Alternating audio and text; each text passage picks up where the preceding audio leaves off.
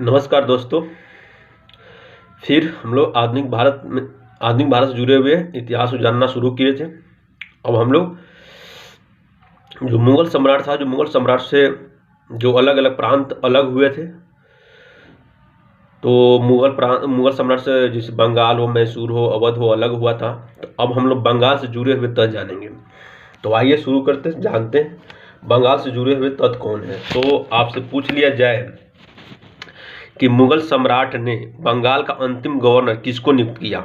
यदि आपसे पूछ लिया जाए मुगल सम्राट द्वारा बंगाल का अंतिम गवर्नर किसको नियुक्त किया गया, तो बताइएगा किसको। मुर्शिद कुली खान।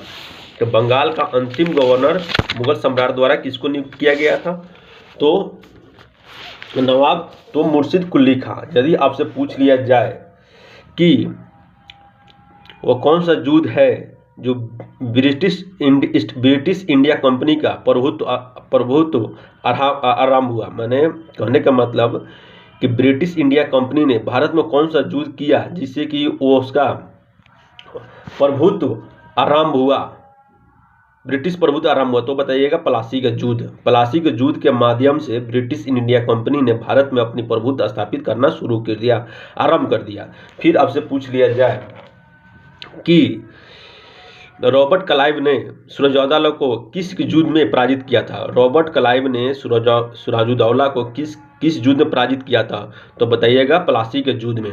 यदि आपसे पूछ लिया जाए कि भारत में ब्रिटिश साम्राज्य का संस्थापक कौन है, तो बताइएगा रॉबर्ट क्लाइव। यदि आपसे पूछ लिया जाए कि भारत में ब्रिटिश साम्राज्य का संस्थापक कौन है, तो है रॉबर्ट क्लाइव। यदि आपसे पूछ लिया जाए किस अंग्रेज अधिकारी को स्वर्ग से उत्पन्न सेनानायक कहा गया, किस अंग्रेज अधिकारी को स्वर्ग से उत्पन्न सेनानायक कहा गया, तो ही बताइएगा रॉबर्ट क्लाइव को। प्लासी का युद्ध कहाँ हुआ था आपसे पूछ लिया जाए, तो बताइएगा कहाँ, कलकत्ता। प्लासी का युद्ध कब हुआ था, तो 1757। यदि आपसे पूछ लिया जाए कि किस नवाब ने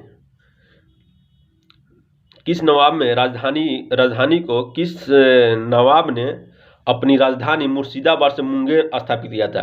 किस नवाब ने अपनी राजधानी मुर्शिदाबाद से मुंगेर स्थापित किया था, तो वो बताइएगा मीर कासिम ने अपनी राजधानी मुर्शिदाबाद से मुंगेर में स्थापित किया था।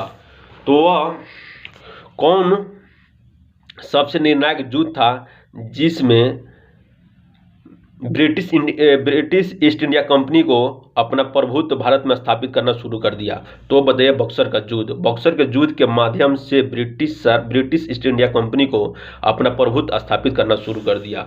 तो प्रथम सैन्य सफलता पूछ लिया जाए तो बक्सर का युद्ध ही बताइए। प्रथम सैन्य सफलता तो बक्सर का युद्ध ही हुआ। यदि आपसे पूछ लिया जाए बक्सर के युद्ध के समय दिल्ली का शासक कौन था, बक्सर के युद्ध के समय दिल्ली का शासक कौन था, तो बताइएगा शाह आलम द्वितीय। बक्सर का युद्ध कब हुआ था, तो 1764 में। यदि आपसे पूछ लिया जाए बक्सर के युद्ध के समय बंगाल का नवाब कौन था, तो बताइएगा मीर जाफर। बक्सर के युद्ध के समय बंगाल का नवाब कौन था, तो वह था मीर जाफर। यदि आपसे पूछ लिया जाए किस शासक ने ईस्ट इंडिया कंपनी को दीवानी का अधिकार प्राप्त किया था, यदि प्रदान किया था, किस शासक ने ईस्ट इंडिया कंपनी को दीवानी का अधिकार प्रदान किया था, तो बताइएगा शाह आलम द्वितीय ने। शाह आलम द्वितीय ने ईस्ट इंडिया कंपनी को दीवानी का अधिकार प्रदान किया था। यदि पूछ लिया जाए किस सम्राट ने ईस्ट इंडिया कंपनी को किस सम्राट ने 1765 में ईस्ट इंडिया कंपनी को दीवानी का अधिकार प्रदान किया था, तो मुगल सम्राट बताइएगा। मुगल सम्राट ने 1765 में ईस्ट इंडिया कंपनी को दीवानी का अधिकार प्रदान किया था। तो यदि आपसे पूछ लिया जाए कि किस गवर्नर के कार्यकाल में शाह आलम द्वितीय ने ईस्ट इंडिया कंपनी को बंगाल, बिहार, उड़ीसा का दीवानी अधिकार प्रदान किया था, तो बताइएगा रॉबर्ट क्लाइव। रॉबर्ट क्लाइव के समय शाह आलम द्वितीय ने ईस्ट इंडिया कंपनी को बंगाल, बिहार, उड़ीसा का दीवानी अधिकार प्रदान किया था। यदि आपसे पूछ लिया जाए शाह आलम द्वितीय ने ईस्ट इंडिया कंपनी को दीवानी का अधिकार कब प्रदान किया, तो बताइएगा 12 अगस्त 1765, क्योंकि डेट भी पूछ ली जाते हैं फिक्स। 12 अगस्त 1765 को शाह आलम द्वितीय ने ईस्ट इंडिया कंपनी को दीवानी का अधिकार प्रदान किया था। यदि पूछ लिया जाए कि इलाहाबाद की संधि के बाद रॉबर्ट क्लाइव ने मुर्शिदाबाद का उप दीवान किसे बनाया? इलाहाबाद की संधि के बाद ईस्ट इंडिया कंपनी ने मुर्शिदाबाद का उप नवाब किसे बनाया? तो बताइएगा मोहम्मद राजा खां को ईस्ट इंडिया कंपनी ने मुर्शिदाबाद का उप दीवान बनाया था। यदि आपसे पूछ लिया जाए कि 1765 में इलाहाबाद के संधि के बाद अर्थात दीवानी अधिकार प्राप्त करने के बाद ईस्ट इंडिया कंपनी को किस जनजाति से पहले संपर्क हुआ? आपसे पूछ लिया जाए इलाहाबाद के संधि के बाद ईस्ट इंडिया कंपनी को भारत में किस जनजाति से पहले संपर्क हुआ? तो बताइए खासी जनजाति। यदि आपसे पूछ लिया जाए कि 1760 में वांडी वास्के युद्ध के समय फ्रांस का सेनापति कौन था? 1760 में वांडी वास्के युद्ध के समय फ्रांस का सेनापति कौन था? तो काउंट लाली जो फ्रांस के सेनापति था, जो वांडी वास का युद्ध हुआ तो उस समय उसका सेनापति था। तो वांडी वास का युद्ध किसके किसके बीच में हुआ था?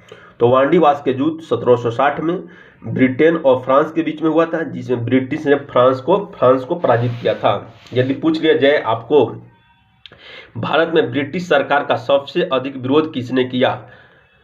तो बताइएगा मराठा ही थे जो ब्रिटिश सरकार का सबसे अधिक विरोध किया था।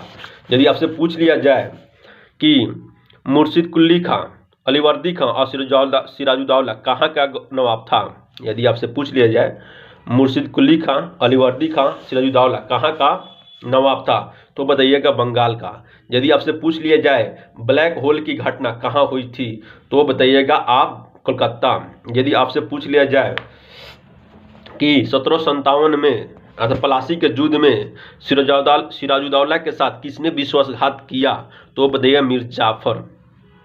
मीर जाफर ने प्लासी के युद्ध अर्थात 1757 के युद्ध में सिराजुद्दौला के साथ विश्वासघात किया था। किसने? तो मीर जाफर ने किया था। यदि आपसे पूछ लिया जाए कि प्लासी के युद्ध के समय बंगाल का नवाब कौन था? तो कौन था? सिराजुद्दौला। यदि आपसे पूछ लिया जाए प्लासी के युद्ध के समय बंगाल का नवाब कौन था? तो सिराजुद्दौला। यदि पूछ लिया जाए प्लासी की लड़ाई किसके किसके बीच में हुई? तो रॉबर्ट क्लाइव और सिराजुद्दौला के बीच में, सिराजुद्दौला के बीच में। यदि आपसे पूछ लिया जाए कि किस युद्ध में अंग्रेजों ने फ्रांसीसियों को पूरी तरह से परास्त कर दिया? यदि पूछ लिया जाए किस युद्ध में अंग्रेजों ने फ्रांसीसियों को पूरी तरह पराजित किया? तो बताइएगा वांडी वास के युद्ध 1760। तो आज के वीडियो में इतना ही मेरे प्यारे दोस्त, फिर नेक्स्ट वीडियो में मिलेंगे।